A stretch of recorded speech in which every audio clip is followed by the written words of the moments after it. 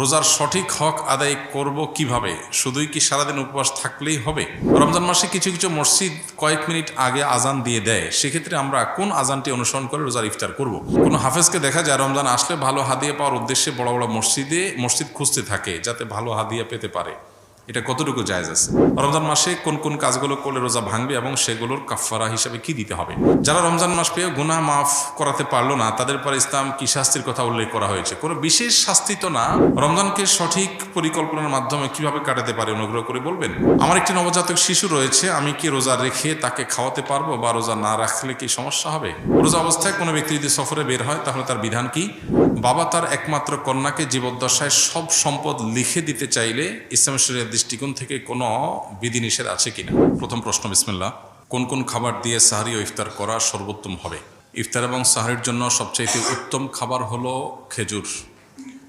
নবী করিম সাল্লাল্লাহু আলাইহি সাল্লাম সাহরি সম্পর্কে বলেছেন, নেআমা সাহুরুল মুমিনি আত-তামর। ইমানদারের কতই না উত্তম সাহরি হলো খেজুর। তিনি ইফতার করতেন সাধারণত খেজুর দিয়ে, এবং যে খেজুর দিয়ে তিনি ইফতার করতেন সেটা ছিল আধা পাকা আধা কাঁচা খেজুর। সাধারণত মুখের অংশ থেকে, গোড়ার অংশ থেকে পাকা শুরু হয়, এরপর আস্তে আস্তে মুখের অংশের দিকে যায়। গোড়ার অংশ থেকে অর্ধেক পেকেছে, নরম হয়েছে, আর বাকি অর্ধেক কচকচে কাঁচা। এই খেজুরকে বলা হয় রোতাব। নবী সাল্লাল্লাহু আলাইহি সাল্লাম এটা দিয়ে সাধারণত ইফতার করতেন। গরমের সময় রমজান হলে এটা পাওয়া যায়। তো এটা যদি না থাকতো তাহলে সরাসরি সাধারণ যে খেজুর সেটা দিয়ে তিনি ইফতার করতেন, পুরো পাকা খেজুর দিয়ে ইফতার করতেন। অতএব ইফতারের জন্য খেজুর হলো সবচাইতে উত্তম আইটেম। কিন্তু এটা জরুরি কোনো জিনিস না, আবশ্যক কোনো বিষয় না যে ইফতারের জন্য খেজুর হতেই হবে, খেজুর ছাড়া ইফতার হবে না এমন কোনো কথা নেই। কেউ যদি বড়ই দিয়ে ইফতার করে, ইফতার হয়ে যাবে, রোজা হয়ে যাবে। কত মানুষ দামি দামি খেজুর দিয়ে ইফতার করে কিন্তু তার রোজা আল্লাহর কাছে কবুল হয় না। আবার অনেকে হয়তো সামান্য এক ঢোক পানি দিয়ে ইফতার করেন, অথবা অন্য কোনো খাবার দিয়ে ইফতার করেন, খেজুর কেনার সামর্থ্য নাই, কিন্তু তার রোজা আল্লাহর কাছে কবুল হয়ে গেছে। এই জন্য রোজার সাথে এই ইফতারের আইটেমের সম্পর্ক তেমন গভীর কোনো সম্পর্ক নাই। তবে হ্যাঁ, সামর্থ্য যখন থাকবে অনেক কিছুর, তখন খেজুরকে আমরা অগ্রাধিকার দেব সুন্নাহ হিসাবে নবী সাল্লাল্লাহু আলাইহি সাল্লামের। আল্লাহ আমাদেরকে তৌফিক দান করুন। ঠিক একইভাবে সাহরির জন্য এই একই খাবারকে বিশেষভাবে গুরুত্ব দেওয়া উচিত। সাহরিতে আমরা সাধারণত ভাত মাছ যাই খাই না কেন, একটা খেজুর আমরা খেয়ে নিতে পারি, একটু খেজুর খেতে পারি, দুটো খেজুর খেতে পারি। তাহলে সেক্ষেত্রে আমাদের সাহারিতে খেজুর খাওয়ার যে সুন্নাহ সেটা আদায় হয়ে যাবে ইনশাআল্লাহ। আরেকটা গুরুত্বপূর্ণ বিষয় হলো যে খেজুরের মধ্যে প্রচুর পরিমাণে খাদ্য শক্তি আছে, অনেক বেশি এনার্জি আছে, যার কারণে খেজুর এটা যখন ইফতার এবং সাহরি উভয়টাতে খাওয়া হয় তখন রোজা রাখাটা মানুষের জন্য সহজ হয়। আর সবচেয়ে বড় কথা হলো নবী করিম সাল্লাল্লাহু আলাইহি ওয়াসাল্লাম সুন্নাহ, অতএব সেই চেষ্টাটা আমরা করব। কিন্তু কারোর যদি খেজুর কেনার সামর্থ্য না থাকে, কেউ যদি খেজুর ছাড়াও ইফতার করেন, যেটা বলছিলাম, তার রোজার সওয়াবে কোনো ঘাটতি হবে না, বরং রোজা নির্ভর করে তার তাকওয়ার উপরে, তার রোজার যে দাবি আছে, রোজার যে অন্তর্নিহিত দিকগুলো আছে সেগুলো বাস্তবায়ন করার উপরে। আল্লাহ আমাদেরকে তৌফিক দান করুন। এরপরে প্রশ্ন হলো, রোজার সঠিক হক আদায় করব কিভাবে? শুধুই কি সারাদিন উপবাস থাকলেই হবে? আমরা এর আগে বিভিন্ন সময় বিভিন্ন পর্যায়ে বলার চেষ্টা করেছি। নবী করিম সাল্লাল্লাহু আলাইহি সাল্লামের বেশ প্রসিদ্ধ হাদিস আছে এই প্রসঙ্গে। তিনি বলেছেন, রুব্বা সাইমিন লাইসা লাহু মিন সিয়ামিহি ইল্লাল জু'। বহু রোজাদার আছে যাদের রোজার থেকে উপোস থাকা ছাড়া আর কিছু হয় না। রোজা থেকে সিয়াম পালন করে তাদের প্রাপ্তি, তাদের ঝুলিতে, তাদের ভাণ্ডে থাকে শুধুমাত্র উপোস থাকা, এছাড়া আর কিচ্ছু তারা পায় না। কত দুর্ভাগ্যের কথা! কষ্ট করে রোজা রাখলাম কিন্তু উপোস থাকাই হলো, আল্লাহর কাছে কোনো কিছু গেল না। এটা সবচাইতে হতভাগা মানুষদের কথা। তো এই জন্য রোজা যেন অর্থবহ হয়, সেটা যেন শুধু উপোস থাকা না হয়। সিয়াম যেন আল্লাহর কাছে আমাকে প্রিয় পাত্র করে দেয়, সিয়াম যেন আমাকে জান্নাতের উপযুক্ত করে দেয়, রাইয়ান দিয়ে জান্নাতে প্রবেশ করার উপযুক্ত করে। সেজন্য সিয়াম রেখে আমাদেরকে তাকওয়া চর্চা করতে হবে। নবী করিম সাল্লাল্লাহু আলাইহি ওয়াসাল্লামের আরেকটা হাদিস আছে, তিনি বলেছেন, মাল্লাম ইয়াদা কাওলা যুরি ওয়াল আমাল বিহি ওয়াল জাহাল ফালাইসা লিল্লাহি হাজাহ আন ইয়াদা তাআমাহু ওয়া শারাবাহু। যে ব্যক্তি রোজা রেখে অনর্থক অহেতুক কাজকাম ছাড়লো না, এই যে মোবাইল টিপাটিপি, ফেসবুক, ইউটিউবে অহেতুক সময় নষ্ট করা করি, এগুলো যে ছাড়লো না, যে ব্যক্তি মিথ্যা কথা বলা ছাড়লো না, মিথ্যা কাজ ছাড়লো না, আবার রোজা রাখলো, এই ব্যক্তির এই উপোস থাকায় আল্লাহর কোনো ঠেকা পড়ে নাই। এই জন্য রোজা রেখে কোনো প্রকার গুনাহ না করা, বিশেষ করে চোখের গুনাহ, মুখের গুনাহ এবং সময় নষ্ট না করা, মিথ্যা প্রতারণা এসব কিছু না করা, এটা হলো রোজার অন্তর্নিহিত শক্তি। রোজার স্ট্রাকচারটা তো দাঁড়ায় যাবে, আমরা সাহারি খেলাম, সারাদিন কিছু না খেলাম, ইফতারিতে খেলাম, বাস পানাহার বর্জন করলাম, আমার রোজা দাঁড়ায় গেল। কিন্তু এই রোজা, এটার যে প্রাণ, সেটা আসার জন্য এই রোজা রেখে কোনো প্রকার সিয়াম পালন করে কোনো প্রকার গুনাহ থেকে আমাকে বেঁচে থাকার চেষ্টা করতে হবে, তাহলে সেটা অর্থবহ হবে। আল্লাহ আমাদের সবাইকে সেই তৌফিক দান করুন।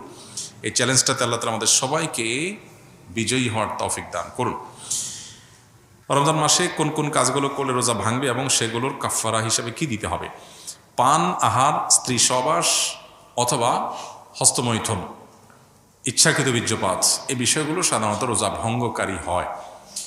ইচ্ছাকৃত যদি রমজান মাসে মানুষ রোজা ভেঙে ফেলে, রেখেছে ভেঙে ফেলেছে, তাহলে সেক্ষেত্রে স্ত্রী সহবাস করে ফেলেছে, খেয়ে ফেলেছে, পানাহার করেছে কিংবা হস্তমৈথুন করে ফেলেছে, তাহলে ওই রোজার জন্য ফুকাহে আহনাফের ফতোয়া অনুযায়ী একটা রোজা কাজা যেহেতু ভেঙে ফেলেছে, আর 60টা রোজা টানা কাফারা রাখতে হবে, মোট 61টা।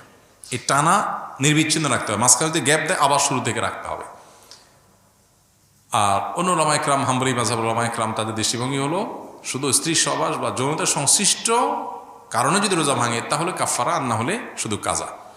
তবে একটা হাদিস আছে, নবী সাল্লাল্লাহু আলাইহি ওয়াসাল্লাম বলেছেন, কেউ যদি রোজা রাখার পর ভেঙে ফেলে, সারা বছর রোজা রাখলেও ও রমজানের ওই রোজার পরিপূর্ণ মর্যাদা এটা রিকভার করা সম্ভব না। দায় মুক্তি হবে, কাজা এবং কাফারের মাধ্যমে দায় মুক্তি হবে, মর্যাদা এটা হাসিল হবে না। রোজা মানেই তো নিয়ন্ত্রণ। গোটা পৃথিবীতে যত অন্যায় হয়, এই অন্যায়গুলো মৌলিকভাবে যে কয়েকটা কারণে হয়, তার ভিতরে দুটি কারণ হলো মেইন। একটা হলো মানুষের ক্ষুণ্ণবৃত্তির জন্য, আর একটা যৌনবৃত্তির জন্য।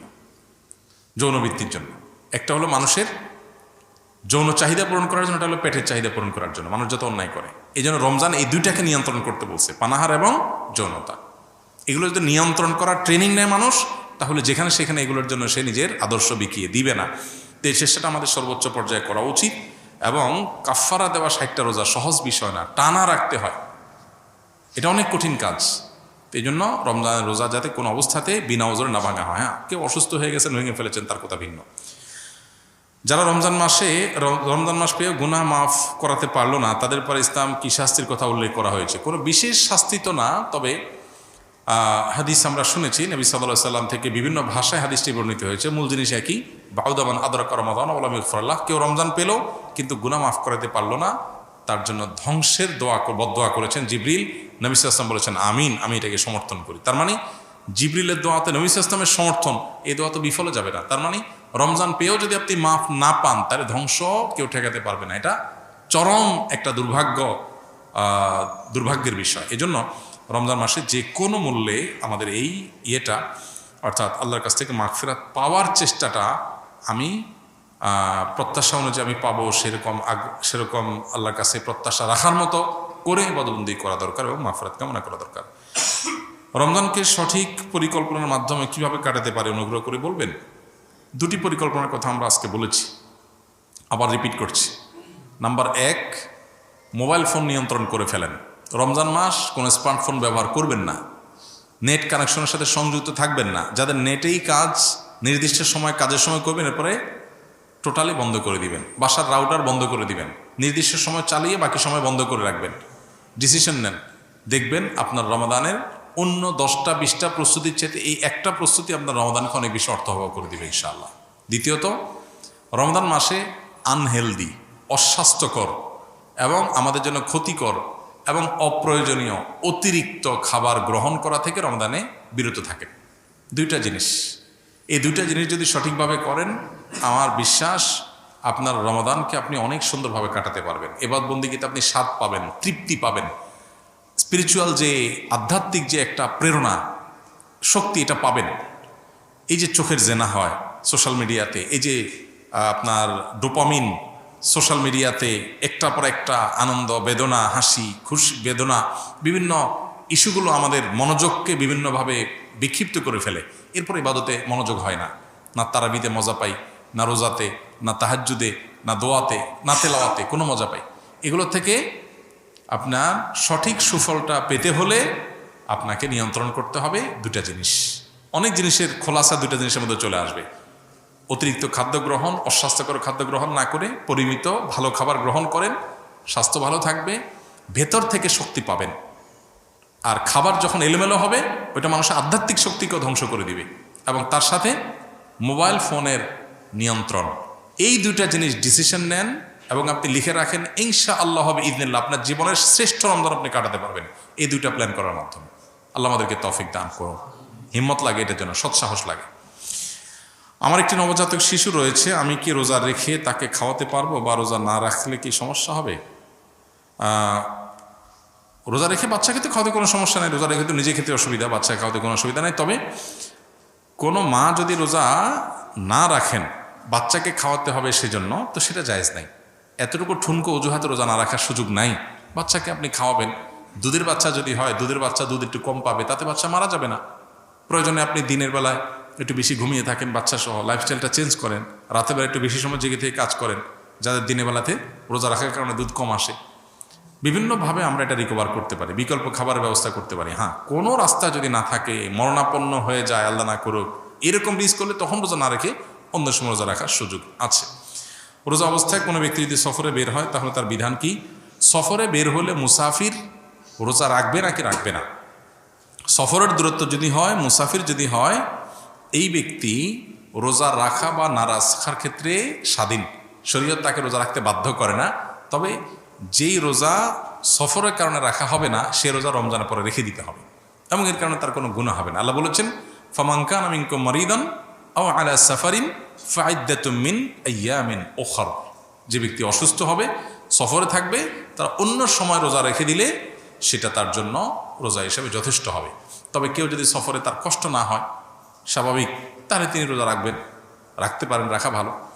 আর যদি কারোর কষ্ট হয়, তার জন্য বরং কষ্ট না করে, সফরে আল্লাহ সুযোগ দিয়েছেন যেহেতু, সে অপশন নিতে পারে, নেওয়া উচিত। নবী সাল্লাল্লাহু আলাইহি ওয়াসাল্লাম থেকে এটা প্রমাণিত এবং এটাতে কোনো হেজিটেশন করা উচিত না। হ্যাঁ, অনেকে এমন আছেন যে রমজান পরে আমার আর রাখা কঠিন, কাজা রাখার সুযোগ হয় না, হবে না, তাহলে আমার কষ্ট হচ্ছে না, তাহলে তার জন্য রাখা উত্তম। কিন্তু সফর অবস্থায় শরীর আমাদেরকে রোজা রাখতে বাধ্য করে না। আমরা চাইলে রাখতে পারি, চাইলে ভাঙতে পারি, কিন্তু যেটা ভাঙবে সেটার বিনিময়ে যতগুলো ভাঙবে ততগুলো আবার রমজানের পরে রেখে দিতে হবে। এরপরে প্রশ্ন হলো, বাবা তার একমাত্র কন্যাকে জীবদ্দশায় সব সম্পদ লিখে দিতে চাইলে ইসলামের শরীয়তের দৃষ্টিকোণ থেকে কোনো বিধিনিষেধ আছে কিনা? খুবই গুরুত্বপূর্ণ একটি প্রশ্ন। আমাদের সমাজে যাদের একটি বা দুটি মেয়ে, কোনো ছেলে সন্তান নাই, সে সমস্ত বাবারা বেশিরভাগ ক্ষেত্রেই এই ধরনের কিছু একটা করে যেতে চান যে আমার সম্পদ যেহেতু আছে, এই সম্পদ মেয়েকে সব লিখে দিয়ে যাই। কারণ কেন লিখে দিয়ে যেতে চান? কারণ বাবার মৃত্যুর পর মেয়েরা সম্পদ পাবে নির্দিষ্ট হারে। অবশিষ্ট সম্পদ দেখা যায় যিনি মারা গেছেন, তার ভাই বোন, তার ভাতিজা, যাদেরকে ফারায়েজের ভাষায় আসাবা বলা হয়, অর্থাৎ কোরআন এবং হাদিসে যাদের জন্য নির্দিষ্ট হিস্সা ঠিক করা আছে, এরা বাইরে এদের ছাড়া যারা আছে তাদেরকে আসাবা বলা হয়। এই আসাবারা পেয়ে যাবে। আত্মীয়র একটা বিশেষ ক্যাটাগরিকে আসাবা বলা হয়। কোনো মানুষের মৃত্যুর পর এটা শুধুমাত্র যারা কন্যার বাবা তাদের জন্য না, সবার জন্য প্রযোজ্য। তাদের সম্পদ, পরিত্যক্ত সম্পদ যা তারা রেখে দুনিয়া থেকে যাবেন, সেই সম্পদের নির্দিষ্ট হারে যার যার হিস্সা আছে সেটা দেওয়ার পর যদি কিছু থেকে যায়, এটা আসাবাদের মধ্যে বন্টন হবে। এটাই হলো আল্লাহর নির্দেশনা। এখন যাদের একটা, দুইটা, তিনটা কন্যা সন্তান আছে, কোনো ছেলে সন্তান নাই, তারা বেশিরভাগ ক্ষেত্রেই এই আশঙ্কা করেন যে কন্যা সন্তানের জন্য নির্দিষ্ট হিস্সা আল্লাহ ঠিক করে দিয়েছে, সেটা আমি দিলাম, আমার মৃত্যুর পর সেটা সে পেল, কিন্তু বাকিটা তো আসাবারা পেয়ে যাবে। তো আসাবারা যেন না পায়, সেজন্য সবটুকুই জীবদ্দশায় মেয়েকে দিয়ে যেতে চান।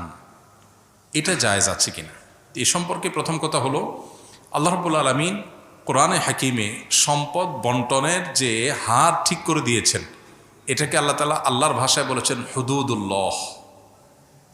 আল্লাহ পরিষ্কারভাবে বলেছেন যে তিলকা হুদুদুল্লাহ। এই যে বন্টন নামা দেয়া হলো, এই এতটুকু পাবে, অতটুকু পাবে, এটা কার সীমানা? আল্লাহর সীমানা।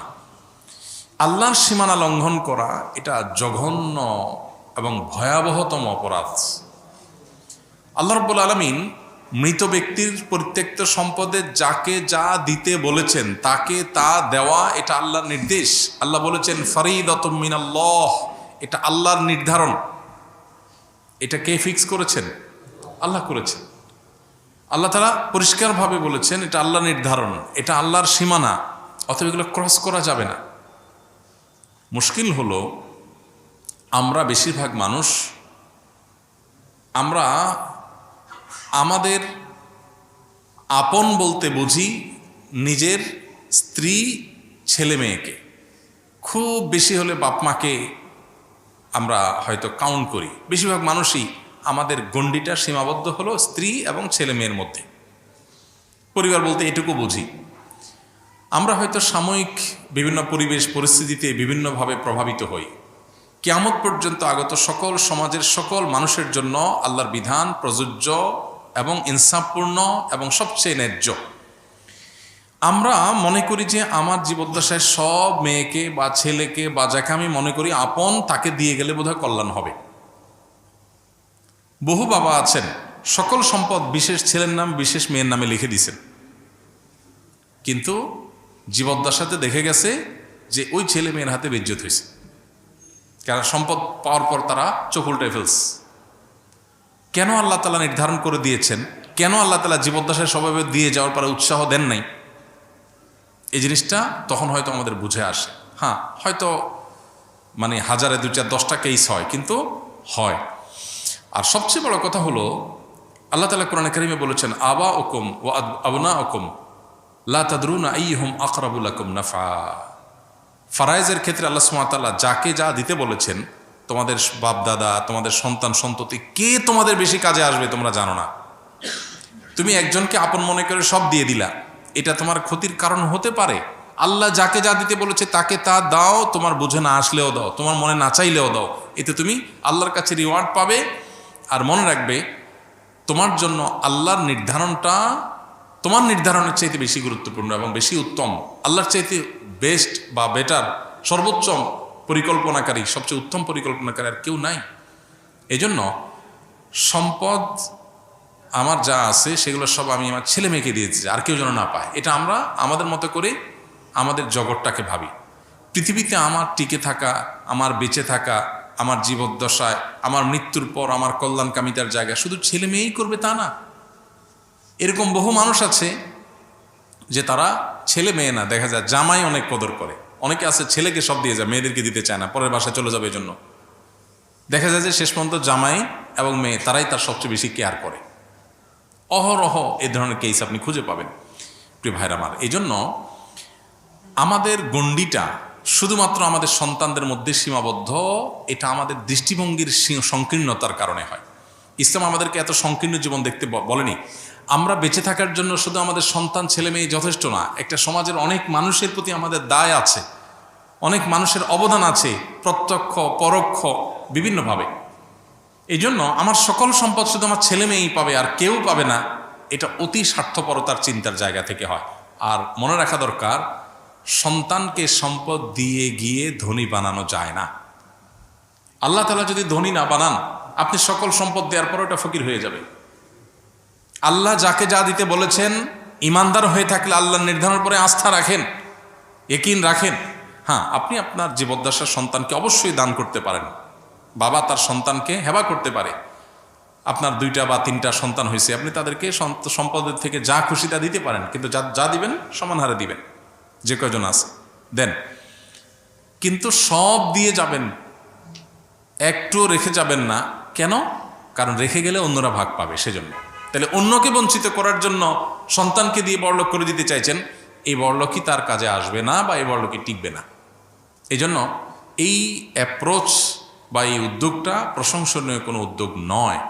হ্যাঁ, আপনার যদি মনে হয় আমার মৃত্যুর পর আমার মেয়ে বিপদে পড়তে পারে, অন্যরা তাকে না দিতে পারে, তাহলে আপনি তাকে পর্যাপ্ত দেন, কিন্তু কিছু রাখেন যে মৃত্যুর পর সেগুলো যেন বন্টন অন্তত হতে পারে। কিছুই রাখবেন না, এটা আপনার নিজের জন্য ক্ষতিকর, আর এটা শরিয়ার নির্দেশনাও না।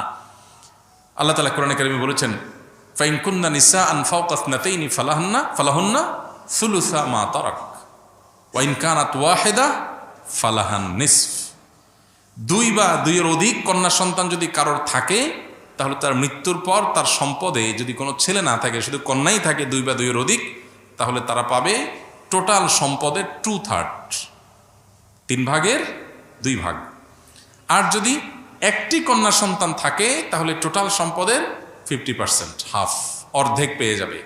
আর বাকিটা আসাবা হিসাবে যারা যারা আছে সবার মধ্যে বন্টন হবে। অতএব আপনার যদি মনে হয় যে না, জীবদ্দশায় আমার বেশ কিছু দিয়ে যাওয়া উচিত, তার তেমন কিছু নাই, আপনি দেন, কিন্তু কিছু রাখেন অন্তত বন্টনের জন্য। অন্যদেরকে বঞ্চিত করে ফেলে সন্তানকে ধনী বানানোর চিন্তা প্রশংসনীয় চিন্তা নয়। এরপর প্রশ্ন হলো, কিস্তিতে মোবাইল বিক্রি করা জায়েজ আছে কিনা, বা বিক্রি করলে গুনাহ হবে কিনা, বিস্তারিত বুঝিয়ে বলবেন। কিস্তিতে মোবাইল বিক্রি করা বা অন্য যে কোনো জিনিস বিক্রি করা জায়েজ আছে। কিস্তিতে কেনাবেচা মৌলিকভাবে জায়েজ। সাহাবীদের মধ্যেও কিস্তিতে কেনাবেচার এই কালচার ছিল।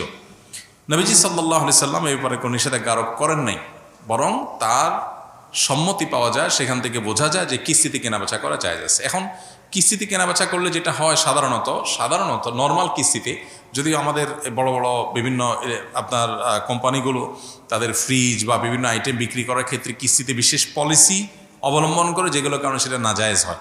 এমনিতে জেনারেল কিস্তিতে ধরুন আপনি একটা জিনিস, একটা মোবাইল কিনলেন, ওইটার দাম ধরেন 10,000 টাকা, কিস্তিতে কিনলেন, আপনার কাছ থেকে 12,000 টাকা দাম রাখলো, 12টা কিস্তি করে দিল, এটা জায়েজ আছে, এটা না জায়েজ না।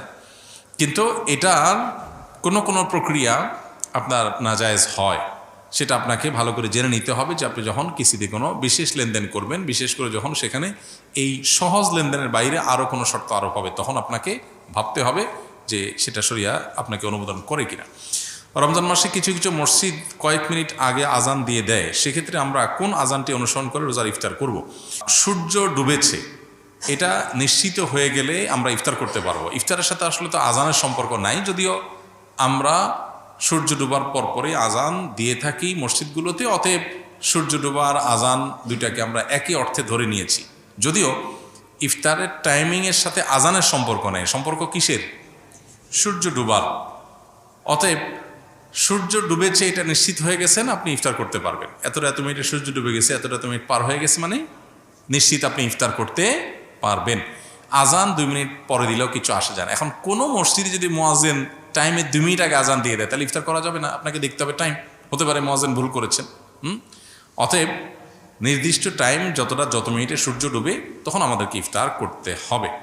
সাধারণত সূর্য ডুবার যে টাইম তার আগে আজান কেউ দেয় না, যদি দেয় সেটা ভুলে দিয়েছে, অ্যাক্সিডেন্টলি হতে পারে। অনেকে দেখা যায় হাফেজকে রমজান আসলে ভালো হাদিয়া পাওয়া, মানে কোনো হাফেজকে দেখা যায় রমজান আসলে ভালো হাদিয়া পাওয়ার উদ্দেশ্যে বড় বড় মসজিদ খুঁজতে থাকে যাতে ভালো হাদিয়া পেতে পারে। এটা কতটুকু জায়েজ আছে? ভাই, রমজান মাসে তারাবির নামাজের ইমামতি করে তারাবিতে মানুষকে কোরআন তেলাওয়াত শুনিয়ে তার বিনিময় গ্রহণ করাকে ওলামা ইকরাম নাজায়েজ বলেছেন। এটা সর্বজন বিদিত। মূলত কোনো ইবাদতের বিনিময় নেওয়া যায় না, কোনো ইবাদতের কোনো নেকামলের বিনিময় নেওয়া যায় না। কয়েকটা বিষয়কে সারা বিশ্বের সব ওলামা ইকরাম অলমোস্ট এজমা ঐক্যমত্য পোষণ করেছেন যে কয়েকটা জিনিস এর মধ্যে এক্সেপশন, কয়েকটা জিনিস সম্পূর্ণ এই মূলনীতির বাইরে। তার মধ্যে একটা হলো 5 ওয়াক্ত নামাজের ইমামতি, মুয়াজ্জিনি, মসজিদের খেদমত, কারণ এগুলো মিন শাআইর দ্বীন। 5 ওয়াক্ত নামাজ দ্বীনের নিদর্শন, প্রতীকী বিষয় ইসলামের। এটা টেকাবার জন্য কিছু মানুষ যদি ডেডিকেটলি না রাখা হয়, তাহলে সেক্ষেত্রে মসজিদে নামাজ কায়েম নিয়মিত সময় মতো হওয়া কঠিন। এবং একটা মানুষ অন্য 10টা কাজ করবে, পাশাপাশি সে মসজিদে 5 ওয়াক্ত এরকম দায়িত্ব পালন করবে, এটা সহজ না। তো এই জন্য এটা একটা নিরুপায়। আরেকটা হলো মানুষকে দ্বীনি শিক্ষা দেওয়ার জন্য ওয়াজ নসিহত, তালিম, তরবিয়ত, শিক্ষকতা, মুদাররিসি, এগুলো দ্বীনি কাজ, এগুলোর বিনিময় নেওয়া মৌলিকভাবে জায়েজ নাই। কিন্তু এটাও সর্বসম্মতিক্রমে ওলামা ইকরামের এক্সেপশনের মধ্যে রয়েছে, অর্থাৎ জায়েজ। কেন? কারণ দ্বীনি ইলমের চর্চা যদি না থাকে দ্বীন থাকবে না, এবং এটার জন্য ডেডিকেটেড মানুষ না থাকলে এটা টিকা থাকা কঠিন। এই জন্য এখানে বিনিময় নেওয়া জায়েজ। তো এরকম যেসব বিষয়গুলো আছে, তারাবির নামাজে কোরআন তেলাওয়াত শোনা, এটা সেই আইটেমের মধ্যে পড়ে না। এটা একটা সুন্নাহ আমল, এটা ফরজ বা ওয়াজিব কোনো আমল না, বা ইসলামের প্রতি কোনো বিষয় না। যার কারণে এইটার বিনিময় দেওয়া অন্য 10টা আমলের মতোই না জায়েজ। সাধারণ সময় আমরা কোরআন তেলাওয়াত করে দিই, একজনকে বলি ভাই আমি 1 পারা কোরআন তেলাওয়াত করে দিব, আপনি আমাকে 500 টাকা দিন, জায়েজ হবে? আমি ভাই 1 পারা কোরআন তেলাওয়াত শোনাবো আপনারে, আপনি আমার 500 টাকা দিন, জায়েজ হবে? জায়েজ নাই। এই জন্যই তো যারা কারি অথবা যারা বিভিন্ন জায়গায় কেরাত পড়েন, বিনিময় নেন, এ ব্যাপারে ওলামায়ে কেরামের ফতোয়া হলো এই বিনিময় নেওয়া জায়েজ নেই। জায়েজ হইতে হলে একটু ওয়াজ করতে হবে, তাহলে ওয়াজ নসিহতের বিনিময় হিসাবে নিতে পারে। কিন্তু সলিড তেলাওয়াত করলেন আর বিনিময় নিলেন, কিসের বিনিময় নিলেন? এটা জায়েজ নাই। তেলাওয়াত একটা নিরেট ইবাদত। আপনি যদি নামাজ পড়ে যায় বলেন যে নামাজ পড়ছি আমার 500 টাকা দেন, তাহলে আল্লাহ কাছে সওয়াব পাওয়া যাবে? যাবে না, বরং এটা গুনাহ হবে। তো এই মূলনীতির আলোকে তারাবির নামাজে হাফেজ সাহেবরা আপনার কোরআন কারীমের তেলাওয়াত শুনিয়ে বিনিময় দেওয়া নেওয়াকে ওলামায়ে কেরাম নাজায়েজ বলেন। এখন এই ফতোয়ার উপরে আমল আসলে দেশের 1% মসজিদে হয় না। সবাই টাকা দেয় এবং নেয়। এখন এই দেওয়া নেওয়াটা যেন একেবারে নাজায়েজ না হয়, সেজন্য বিভিন্ন ফাঁকফোকর বের করছে। হাফেজ সাহেবরা এগুলো জানে। এর মধ্যে একটা হলো যে ওয়াক্তিয়া নামাজের ইমাম হয়ে যায়, ঠিক আছে, ওয়াক্তিয়া নামাজের ইমাম হিসাবে নিয়োগ দিলাম, নিয়ে তারা এটার বিনিময় দিলাম, তার ডিউটি দিয়ে দিলাম যে 30 দিনের জন্য আপনি এশারের ইমাম, 2 ওয়াক্তের ইমাম, এই 2 ওয়াক্তের বিনিময় আপনাকে দিলাম। তো ঘুরে ফিরে এটা নেয়। এটা আমাদের জন্য দুর্ভাগ্যের বিষয় যে হাফেজ সাহেবরা তারা বিভিন্ন ছলছাতুরি করে তারা মসজিদে তারাবি পড়াইলে তারা হাদিয়া পায়, এছাড়া পায় না। পৃথিবীর বিভিন্ন দেশে আমাদের দেশের মতো হাফেজের মান এত ভালো না। এরকম বহু দেশ আছে যেখানে হাফেজের অনেক কদর হয়, অনেক কদর হয়। কেন তাদেরকে তারাবি পড়ায় বিনিময় দিতে হবে? হাফেজদেরকে এমনি সম্মানিত করা যায় না? এমনকি তারাবি পড়ালো না একটা হাফেজ ছেলে, ওর তো এমনিতেই সম্মানিত করা উচিত যে সে আল্লাহর কালামকে বহন করছে, আল্লাহর কালামকে সংরক্ষণ করছে, যেটা আমাদের সবার উপরে কর্তব্য, ফরজে কেফায়া, সবার পক্ষ থেকে কেউ আদায় করা কর্তব্য যেটা, সেটা সে আদায় করছে। সমাজে মানুষের মধ্যে মানসিকতাটা থাকা দরকার, কিন্তু নাই। আমরা হলাম চাকরি করায় তারপরে টাকা দিব। তো হাফিজ সাহেবদেরকে এমনিতে হাদিয়া দেওয়া উচিত। বাকি হাফিজ সাহেবরা তাদের মধ্যে এই তামাবুল বা টাকা পয়সার নেশা না হয়ে আল্লাহর কালাম বেশি মানুষকে শোনাবো, বড় মসজিদে শোনাবো, বেশি মানুষ শুনবে এবং আমার মধ্যে দায়িত্ববোধ বেশি আসবে, এই চিন্তা থেকে বড় বড় মসজিদে যাওয়ার চেষ্টা করা দরকার। একজন হাফেজ, একজন আলেম বেশি টাকা পাওয়ার উদ্দেশ্যে বড় মসজিদ খুঁজবেন এবং কম্পিটিশন করবেন, বড় মসজিদ না হলে পড়াবেন না, এই জিনিসগুলো তার তাকওয়ার জন্য প্রশংসনীয় কিছু না। কোরআন যিনি বহন করছেন তিনি যদি কোরআনের শিক্ষাটা বহন না করেন, জুহুদ এবং তাকওয়া যদি তার ভিতরে না ঢুকে, তো এটা হলো কামাসাইল হেমার ইয়াহমিলু আসফারা। গাধার পিঠে অনেক কিছু আছে, গাধা জানে না পিঠে কি আছে।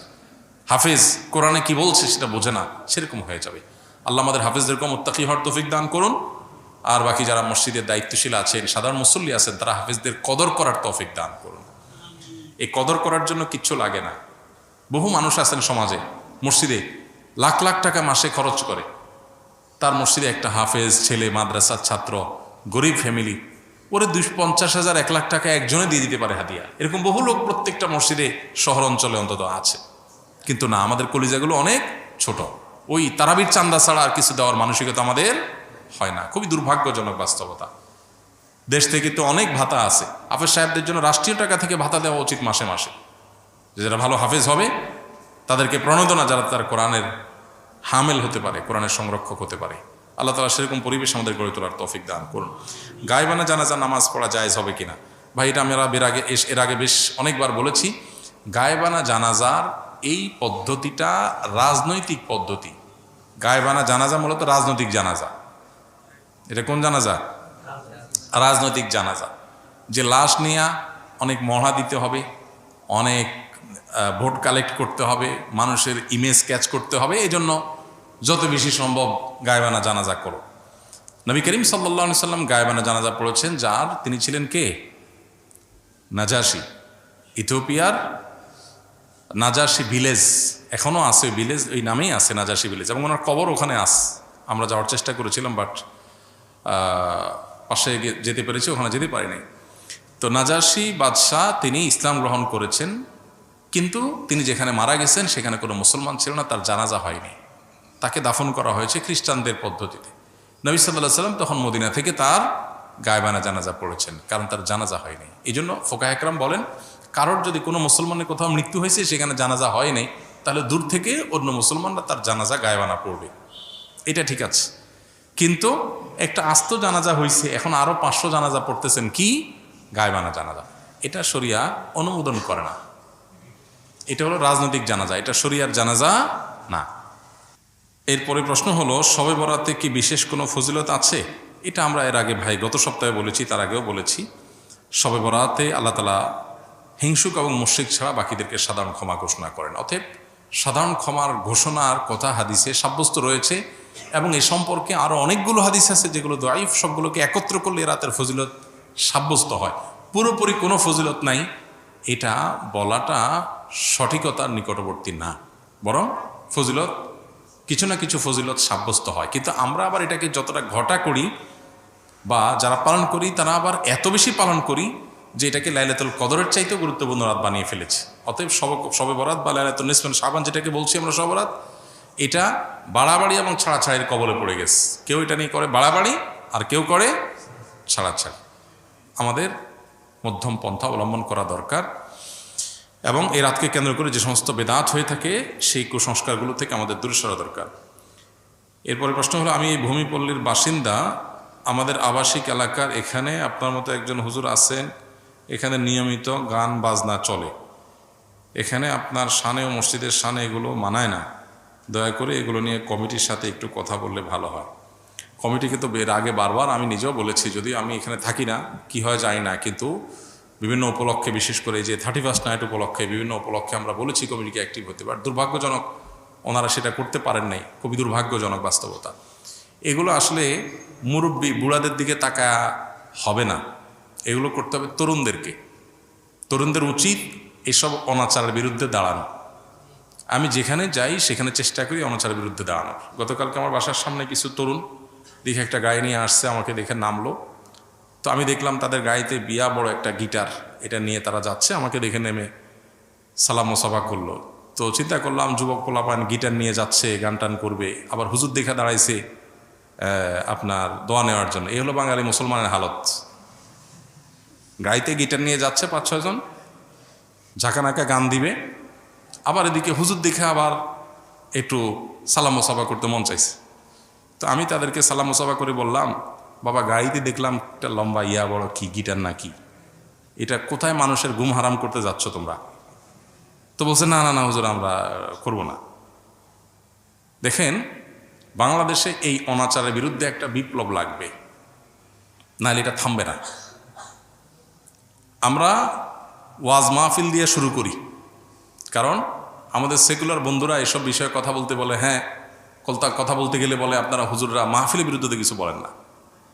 প্রথম কথা হলো, মাহফিলের মাইক দিয়েও যদি মানুষের অতিষ্ঠ করা হয় তাহলে সেটা ইসলাম সমর্থন করে না। এই কথা আমরা সবসময় বলি এবং এটা আগে বলি। কিন্তু আমাদের এটাও মাথায় রাখতে হবে, গ্রামাঞ্চলে বিশেষ করে মাহফিল তো বেশি হয় গ্রামে। গ্রামে মানুষ, পুরো গ্রামের মানুষ মাহফিল শোনার জন্য প্রস্তুত থাকে, গান শোনার জন্য পুরো এলাকার মানুষ প্রস্তুত থাকে না। এখানে পার্থক্যের জায়গাটা। গ্রামে মাহফিল যখন হয় পুরো এলাকার মেয়েরা বাবার বাড়িতে বেড়াইতে আসে মাহফিল উপলক্ষে, মাহফিলকে কেন্দ্র করে পুরো এলাকাতে আমেজ তৈরি হয়, সবাই প্রস্তুত থাকে। তাছাড়া গ্রামে প্রচুর গাছপালা থাকার কারণে এক জায়গা থেকে আর জায়গায় সাউন্ড ওইভাবে যে মানুষের শহরে যেরকম ডিস্টার্ব হয় ওই লেভেলে ডিস্টার্ব হয় না। এরপরেও আমরা বলি সেখানেও গভীর রাত পর্যন্ত মাহফিল করা উচিত না। এবং আমি যেখানে যাই সেখানে এটা বলার চেষ্টা করি। শহরে মাহফিলে তো আমি 2টা মাহফিল ঢাকায় গত 2-3 বছর আগে, আমার একটা রামপুরাতে আর একটা বোধ হয় মান্ডা মুগদার ওইদিকে, 2টা মাহফিলে আমি রাস্তা থেকে ব্যাক করে গেছি। বললাম যে আমি খবর নিয়েছি, মাইক দূর দূরান্ত মতো লাগিয়েছেন, মানুষের ঘুম হারাম করেছেন, এই মাহফিলে আমি যাব না। পরে মাইক খোলাইছি, তারপর আমি সেখানে আবার রিটার্ন গেছি। তো ওলামা একরাম সচেতন, মাহফিলের মাইক নিয়ন্ত্রণ হচ্ছে, এবং এগুলো তো আলেমরা করে না। মাহফিল আয়োজন তো করে সাধারণত সাধারণ মানুষ, বুঝে না, না বুঝে করে। তো ওলামাদের দায়িত্ব সেখানে কথা বলা, তারা বলছেন এবং ইনশাআল্লাহ এটা নিয়ন্ত্রণ হবে। মাহফিল হোক কিন্তু মানুষের কষ্ট না দিয়ে, মাহফিল হোক শব্দ দিয়ে মানুষকে অতিষ্ঠ না করে। কিন্তু এই যে গান বাজনার যে কষ্ট, মাহফিল তো রমজানে হয়, শীত মৌসুমে হয়, বিশেষ সময় হয়, আর এই গান বাজনা তো সারা বছর হয়। আর মাহফিল তো বেশিরভাগই হয় রাত 10টা-11টার মধ্যে শেষ হয়, দেরি হয় তো অল্প কিছু মাহফিল। আর গান তো শুরুই হলো রাতের 12টার পরে, 10টার পরে। এই যে অতিষ্ঠ করা মানুষকে, এই জুলুমের বিরুদ্ধে আমাদের যুবকদেরকে দাঁড়াতে হবে। অন্য যুবকদের হাতে হাত রেখে, চোখে চোখ রেখে, কাঁধে হাত রেখে তাদেরকে বোঝাতে হবে তোমার আনন্দ আরেকজনের কষ্টের কারণ হবে, এটা কোনো সভ্যতার মধ্যে পড়ে না। তোমার বিবেক এর জন্য তোমাকে বাধা দেওয়া উচিত। আমাদের যুবকদেরকে আল্লাহ যেন ইসলাহ করেন, সংশোধন করেন, তাদের বিবেকগুলো যেন জাগ্রত হয়, সে তৌফিক আল্লাহ তাআলা তাদেরকে দান করুন। আমরা ইনশাআল্লাহ তাদেরকে নাসিহা করব, অসৎ কাজে বাধা প্রদান করব। প্রত্যেক এলাকায় এগুলোর বিরুদ্ধে প্রতিরোধ কমিটি হওয়া দরকার। আইনশৃঙ্খলা রক্ষাকারী বাহিনীর লোকজন সবসময় চেষ্টা করেন, ওনারা একা পারেন না, তাদের সদস্য শক্তি জনবল কম। আমরা এলাকা থেকে তরুণরা, এটা কোনো মাস্তানির জন্য না, আইন হাতে তুলে নেওয়ার কথা বলছি না, অন্তত অ্যাওয়ারনেস তৈরি করা, অন্যায় কাজে বাধা দেওয়া, নাহিয়াল মুনকার করা, এটার জন্য এলাকাতে এলাকাতে যুবকদের জাগতে হবে। গান দিয়ে বাজনা দিয়ে বা কোনো আনন্দ ফুর্তি দিয়ে মানুষকে কষ্ট দেওয়ার এই অপসংস্কৃতি, এই অসভ্যতা, এটাকে রীতিমতো আমরা অসভ্যতা বলবো, এটা বন্ধ হওয়া উচিত। আল্লাহ আমাদেরকে তৌফিক দান করুন। ব্যবসার ক্ষেত্রে কোন কোন দিকগুলো মেনে চললে আখিরাতেও তার ফলাফল পাবো? রাসূল করিম সাল্লাল্লাহু আলাইহি সাল্লামের সাথে রাসূল করিম সাল্লাল্লাহু আলাইহি ওয়াসাল্লাম এবং সাহাবীদের ব্যবসার বৈশিষ্ট্য কেমন ছিল? বিশেষ দ্রষ্টব্য, ইন্টার দ্বিতীয় বর্ষের ব্যবসায় শিক্ষা বিভাগের ছাত্র আমি, পরিকল্পনা উদ্যোক্তা হওয়ার। প্রথমে বলি, যারা তরুণ আছেন মাশাআল্লাহ উদ্যোক্তা হওয়ার প্ল্যান করছেন, তারা খুবই সাধুবাদ পাওয়ার মতো একটা কাজ করছেন। উদ্যোক্তা হওয়ার পরিকল্পনা করেন। ইহুদিরা উদ্যোক্তা সবাই, তারা গোটা দুনিয়া কন্ট্রোল করছে। পৃথিবী পলিটিশিয়ানরা কন্ট্রোল করে না, পৃথিবী এন্টারপ্রেনাররা কন্ট্রোল করে। পৃথিবীর রাজনীতিবিদদের হাতে নাই, পৃথিবী যতটা হাতে আছে কাদের? উদ্যোক্তাদের, ব্যবসায়ীদের। এই জন্য মুসলমান তরুণ ব্যবসা করবার, উদ্যোক্তা হয়ে ওঠার মানসিকতা লালন করতে হবে। ব্যবসা অবশ্য এক জিনিস, উদ্যোক্তা আরেক জিনিস। সৃষ্টিশীল কোনো কাজ, কোনো সম্ভাবনার নতুন দুয়ার খোলা, কোনো সংকট দূর করার কোনো উদ্যোগ গ্রহণ করা, এটাই তো উদ্যোক্তা হওয়া। অতএব এটা প্রশংসনীয়, কিন্তু উদ্যোক্তা হতে গেলে এই পথটা মসৃণ না। ধরা খাওয়ার আশঙ্কা থাকে, লুজার হওয়ার আশঙ্কা থাকে, চাপ তৈরি হয়। আর বিশেষ করে আমাদের মতো দুর্নীতি এবং অনিয়মে ভরা সমাজে যদি কেউ উদ্যোক্তা হতে চায়, সে সৎ পথে উদ্যোক্তা হওয়া তার জন্য কঠিন। একই কাজ অন্যরা করবে 2 নম্বর পথে, সেটা তাদের জন্য অনেক ইজি হবে। আপনি করবেন সঠিক পথে, আপনার জন্য কঠিন হবে। এগুলো মাথায় রাখতে হবে। এই জন্য ট্রেনিংয়ের কোনো বিকল্প নাই। আপনি এন্টারপ্রেনারশিপের জন্য ভালো ভালো ট্রেনিং আছে, সেগুলো আপনাকে করতে হবে, প্রশিক্ষণ নিতে হবে, শিখতে হবে, অভিজ্ঞতাদের কাছে যেতে হবে। আমরা সুন্নাহ ফাউন্ডেশন থেকে একবার সম্ভবত 2022 সালে বা 21 সালে আমরা উদ্যোক্তা সম্মাননা করেছিলাম। সারা দেশ থেকে অনেকগুলো উদ্যোগকে বেছে নিয়ে যারা দিন পালন করে আবার উদ্যোক্তা হয়ে ওঠার চেষ্টা করছেন, তাদেরকে আমরা অ্যাওয়ার্ড দিয়েছিলাম। আলহামদুলিল্লাহ আরও অনেকে এটা নিয়ে কাজ করছেন। অতএব যারা এগুলো নিয়ে কাজ করছেন, তাদের সাথে লিঙ্ক হয়ে, তাদের সাথে যোগাযোগ করে, বুঝে শুনে তারপরে পা ফেলেন। উদ্যোক্তা হতে গিয়ে ধরা খেয়ে এরপরে পিছনে আসবেন না। একটাই জিনিস, আমানতদারিতা এবং সততার সাথে ব্যবসা করা। আত-তাজিরুস সাদুক মা'আন নাবিয়্যিন ওয়াস সিদ্দিকিন ওয়াশ শুহাদা।